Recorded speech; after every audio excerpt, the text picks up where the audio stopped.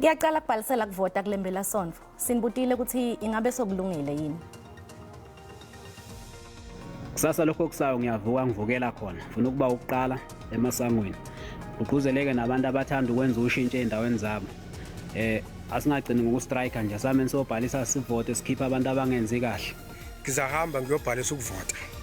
Ngizahamba ngiyobhalisa ukuvota ngiyovota lamamenemene la atya imali. Aphinda atya imali msasa bayetya imali abantu.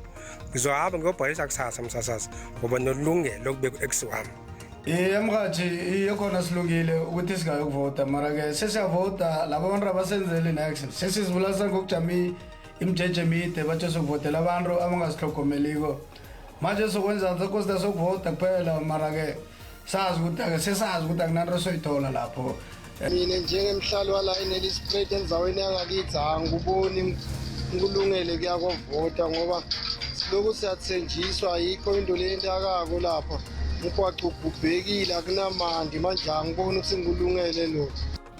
Msakati kuyobhalisela kuvota sengikulenzele ngalabo. Namhlanje ngiyawulala lapha eNyoni kusasa ngiyakhona kule voting station leduzane nami lapha ngiyobhalisela kukona kuvota. Mina sengilungele ukuthi ngiyobhalisela kuvota. Sengilangadelele lilanga la kusasa ukuthi lifike ngoba ngifuna kuyovotela umuntu latawulungisa endzaweni yangakithi ngoba tidzingo tethu dinyenti ikakhulu imigwaco yethu ayihambeki kanye sikhala ngemandi futhi nako. Impela ukuvota sikulungele ngempela ukuvota abantu abaphuma umningi babo beyovota sikhiphe inkohlakalo uma ngabe umuntu engafuni ukuvota kusho ukuthi usakujabulela lo muntu ophethe.